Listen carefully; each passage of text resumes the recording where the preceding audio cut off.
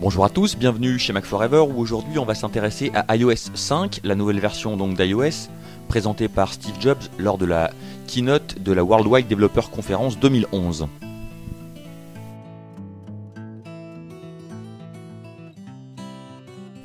iOS 5 est d'abord la première version de ce système à être susceptible d'être utilisée sans besoin d'une synchronisation préalable avec un Mac ou un PC et iTunes. Il est donc tout à fait possible de paramétrer son produit iOS dès le déballage, simplement en rentrant les informations de son identifiant Apple qui va après être utilisé pour les sauvegardes dans les nuages via iCloud, qui est la principale nouveauté qui va arriver avec iOS 5.0. iCloud va étendre considérablement les possibilités d'utilisation de votre produit iOS, tout simplement parce que vos données seront disponibles à tout moment, quel que soit le périphérique, et qu'elles seront synchronisées entre les différents périphériques. Concrètement, vous prendrez une photo avec votre iPhone sous iOS 5 et vous pourrez immédiatement la visionner avec le flux photo dans l'application photo de votre iPad, lui aussi sous iOS 5. Tout ça avec une synchro automatique en tâche de fond dans les nuages. Autre nouveauté d'iOS 5, la reprise du système de notification avec une inspiration nette sur ce qu'on peut trouver sur la scène jailbreak ou sous Android. Désormais donc les notifications, c'est-à-dire les alertes que vous envoient des sites ou des applications ou des services, sont regroupées dans un tiroir, le centre de notification, tiroir que vous pouvez faire surgir simplement en glissant votre doigt du haut vers le bas de l'écran. Et ça, c'est une manipulation qu'on trouve relativement inspirée de ce qu'on a sur le playbook de RIM. iOS 5 fait également grand cas de Twitter, le système de micro-messages, puisque celui-ci est désormais géré au niveau de iOS directement. Donc vous rentrez vos informations Twitter et depuis diverses applications, vous pouvez directement tweeter une page web, une image, etc. etc. Donc c'est assez pratique à l'usage. Vous noterez qu'Apple a poussé le soin de l'intégration jusqu'à modifier son clavier. Lorsque vous tweetez, vous avez directement les hashtags par exemple qui sont accessibles.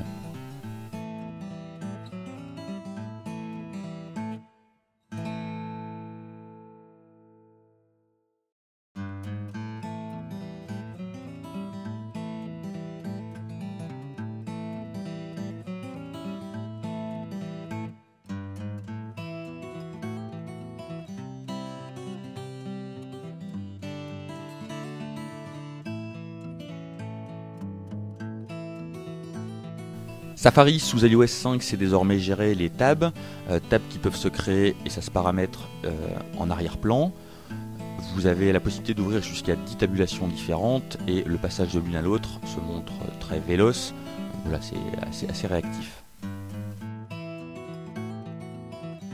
Une autre fonction de Safari iOS 5 qui s'inspire de Instapaper, c'est la possibilité d'ajouter une page à une liste de lecture que vous pourrez consulter ultérieurement hors ligne.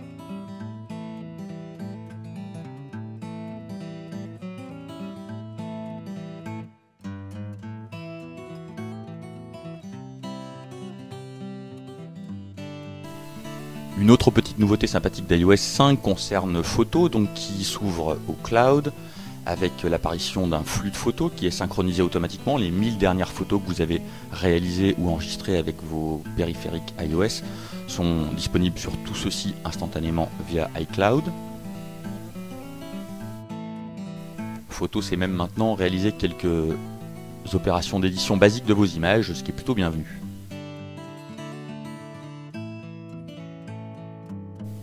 Mail n'a pas connu de refonte globale pour iOS 5, simplement désormais en mode portrait, vous avez la possibilité de faire surgir un tiroir des messages avec un glissé du bord gauche vers le bord droit de l'écran, encore une manipulation inspirée du playbook.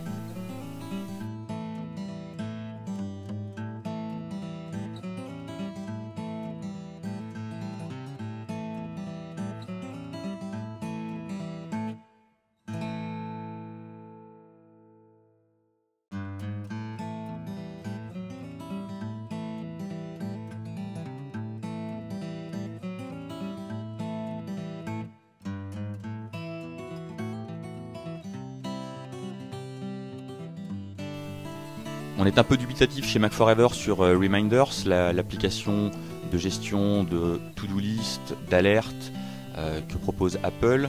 On trouve qu'elle est assez redondante avec le carnet d'adresses utilisé conjointement avec les calendriers.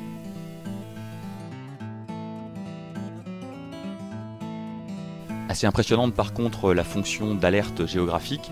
Vous pouvez paramétrer le logiciel pour qu'il vous alerte quand par exemple vous rentrez dans une zone déterminée autour de votre domicile, pour par exemple que vous n'oubliez pas d'acheter des fleurs à votre femme.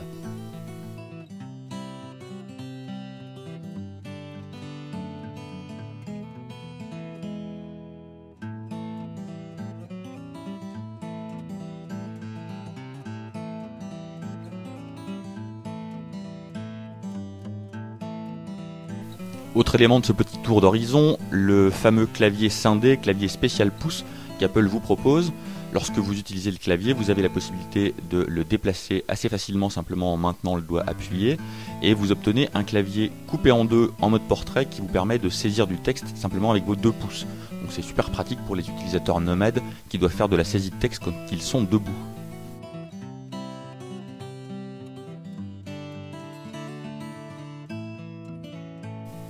Le Game Center a été un peu repris, il est désormais possible d'inclure une photo avec votre profil, de même qu'il est possible d'obtenir des recommandations de jeux auxquels vous pourriez aimer jouer de la part de vos divers contacts.